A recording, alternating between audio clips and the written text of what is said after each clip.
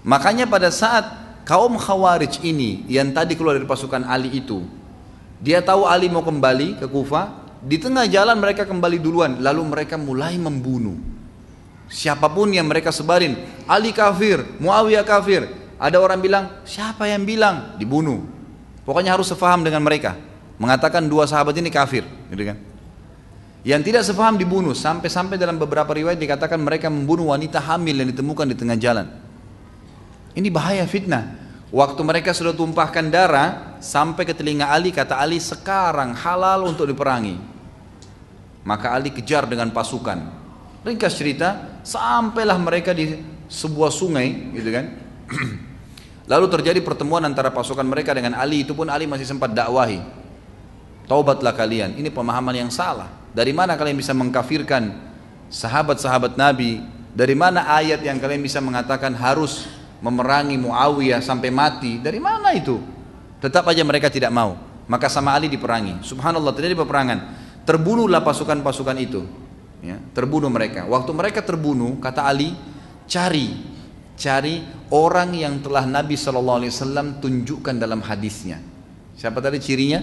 Seorang laki-laki yang pundaknya tidak ada, seperti tidak ada tulangnya, kemudian lembek seperti payudara wanita pundaknya, dan beberapa riwayat mengatakan sikunya, ya, dan ditemu dengan bulu yang berwarna putih. Maka pasukannya Ali membongkar-bongkar jenazah mereka satu-satu sampai ditemukan. Pada saat ditemukan orang tersebut, maka Ali pun dengan pasukannya sujud syukur di kancah peperangan. Kenapa kata Nabi? Ya, kalian, siapa yang membunuhnya mendapatkan pahala yang besar. Inilah kelompok yang dimaksud oleh Nabi SAW. Tapi ternyata pemahaman-pemahaman mereka ini terus berkembang. Jadi waktu yang diperangi oleh Ali cuma yang ada di pasukan Ali, ya. Ternyata pemahaman ini banyak.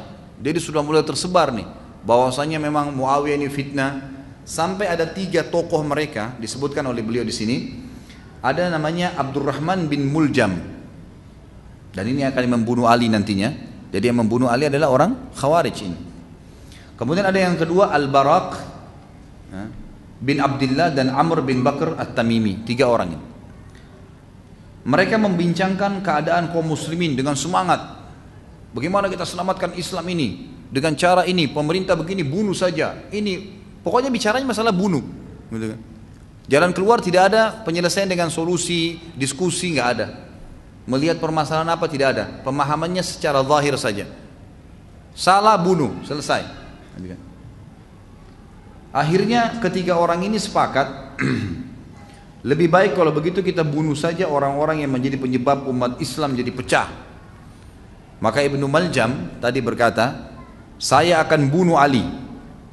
Al-Baraq mengatakan, saya akan bunuh Muawiyah. Amr bin Bakar berkata, saya akan bunuh Amr bin As. Bayangkan yang mereka kejar ini sahabat-sahabat Nabi, yang Nabi puji semua, gitu kan.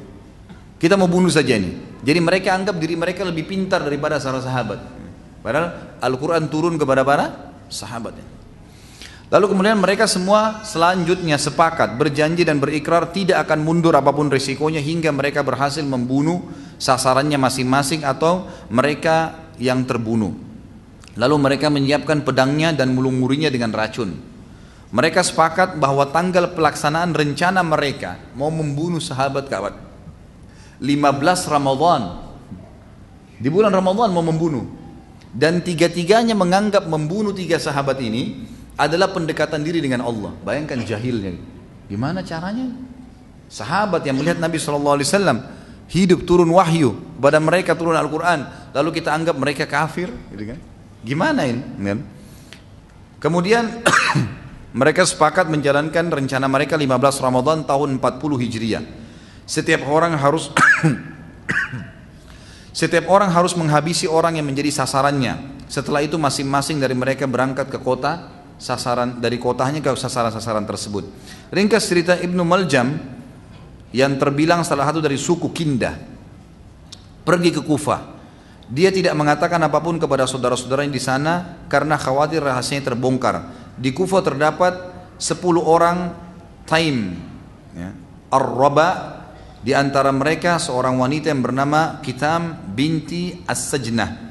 Ali telah membunuh ayahnya dan saudara laki-lakinya dalam perang An-Nahar. Jadi pada saat terjadi dibunuh oleh Ali radhiyallahu anhu yang di pinggir sungai tadi, salah satu yang terbunuh adalah ayahnya perempuan ini namanya Kit'am. Dan anak ini sudah terpengaruh dengan pendapat ayahnya, mengatakan Ali kafir. Karena perempuan ini marah, maka dia ketemu dengan Ibnu Maljam. Ibnu Maljam lalu kemudian tertarik dengan kecantikannya, tanpa tahu kalau ini juga adalah Khawarij. Kemudian mereka ngobrol lah. Ibnu Maljam menyampaikan beritanya. Kata Kit'am, saya sangat mendukung masalah itu karena Ali telah membunuh ayah saya, dia telah kafir. Fitnah tersebar.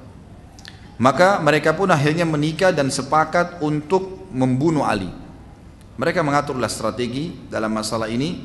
Akhirnya Ibnu Maljam sempat bicara untuk mau menikahi Kit'am. Apa keinginanmu? Dia menjawab 3.000 dinar atau dirham, seorang hamba sahaya, seorang wanita, dan nyawanya Ali bin Abi Thalib. Kata si Kit'am, kalau kau mau nikahi saya, kasih itu. Maharnya termasuk nyawanya Ali. Ini aneh-aneh ini, ya. Nggak masuk di akal gitu. Ya mungkin kita sekarang susah untuk menjangkau itu ya. Apanya kok bisa terjadi? Ngapain bunuh orang ini? Tapi ada subhanallah orang seperti itu. Ibnu Maljam pun mengatakan, ini adalah maharmu, saya akan kasih itu. Adapun Ali, maka aku tidak melihatmu menyebutnya untukku sedangkan engkau menginginkanku. Maka dia berkata, carilah kelengahannya. Artinya, kalau Ali memang saya sudah inginkan. Kalau tadi uang 3.000 dirham, hamba saya itu penyanyi apa segala, itu kan memang tidak ada hubungannya dengan saya. Artinya cuman kau sendiri yang mau. Tapi kalau Ali juga saya mau memang dasarnya. Kita cari kelengahannya. Maka pada saat mereka melihat, ya, Ali ternyata salah satu tradisi beliau radhiyallahu anhu waktu di Kufah, setiap subuh sebelum azan itu beliau selalu keliling, bangunkan orang yang bisa dijangkau untuk sholat subuh berjamaah. Itu tradisi Ali radhiyallahu anhu. Ibnu Maljam pun akhirnya mengetahui kejadian tersebut, lalu kemudian dia berpikir untuk mengintai Ali pada saat subuh. Dan tepatnya hari Jumat. Subhanallah, orang yang mati hari Jumat apa? Bebas dari siksa kubur. Hadis sahih, riwayat Bukhari. Belum lagi dia sahabat Nabi, dijamin masuk surga, gitu kan? Kemudian hari Jumat subuh tanggal 15 Ramadan tahun 40 Hijriah, maka keduanya tadi ini, laki-laki dan perempuan, Ibnu Maljam dan perempuan tadi, si Kit'am itu, mereka mengintai Ali. Pada saat Ali keluar ingin sholat subuh, kemudian Ibnu Maljam pun menghantamkan pedangnya ke ubun-ubun Ali sambil berkata, hukum itu milik Allah, bukan milikmu, juga bukan milik kawan-kawanmu. Maka orang-orang yang sedang berada di masjid pun terkejut mendengar itu, karena Ali pas masuk masjid kan gelap. Begitu dipukul ubun-ubunnya Ali, berdarah, jatuh sambil dia teriak, orang ini teriak. Akhirnya orang ini pun dikeroyoki oleh kaum muslimin pada saat itu dan akhirnya dihukum, dikisos. Sementara Ali sendiri pun tergeletak dan akhirnya beliau dalam keadaan kritis dan beliau meninggal karena pukulan Ibnu Maljam tadi. Kata para ulama, salah satu yang membuktikan sabda Nabi SAW bahwasanya Ali, ya, ahli surga, Ali mati syahid, tadi gelar-gelar awal yang kita sebutkan di awal pertemuan, gitu kan? Ternyata didapatkan karena si Ibnu Maljam membunuhnya. Sisi lain ini janji Nabi kepada Ali dan Ali betul mati syahid, dan sisi lain berarti membuktikan Ibnu Maljam dalam keadaan salah. Ya kan gitu. Karena jaminan mati syahid kepada Ali ada dari Nabi SAW. Maka akhirnya dia pun dikisos, ya. Dan pemahaman ini tetap saja menyebar di sekitar Irak, karena tidak semua di antara mereka yang menimbulkan atau memunculkan dirinya pada saat itu. Maka Ali pun akhirnya meninggal dunia dari hasil pukulan tadi. Dikatakan oleh para ahli sejarah, Abdurrahman ibn Maljam menikamnya di Kufah pada hari Jumat bulan Ramadan, menyisakan melewati sisa kurang lebih 13 malam dari Ramadan. Ada yang berkata malam 21 tahun 40 Hijriah. Ali sempat bertahan 2 hari, Jumat dan Sabtu, lalu meninggal di malam Ahad dalam pendapat yang lain.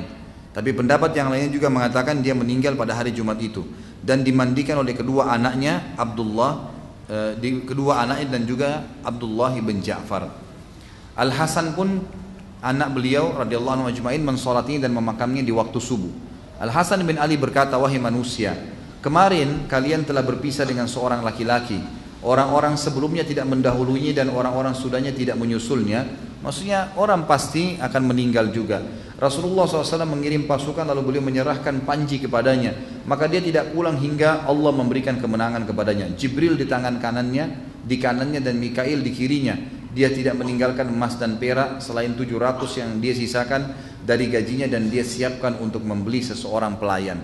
Jadi di sini maksudnya pernah ingat waktu saya sebutkan di riwayat Abu Bakar atau Umar kalau tidak salah ya, di salah satu peperangan pernah Nabi SAW mengatakan di kanannya Ali, Jibril, dan di sebelah kirinya Umar adalah Mikail. Di salah satu dari dua orang ini ada malaikat yang mendampinginya. Jadi dengan ini maka berpulanglah Ali radhiyallahu anhu ke rahmatullah. Mungkin begini saja, kalau ada benar dari Allah, kalau ada salah dari saya mohon dimaafkan. Subhanakallahumma bihamdika asyhadu an la ilaha illa anta astaghfiruka wa atubu ilaik. Wassalamualaikum warahmatullahi wabarakatuh.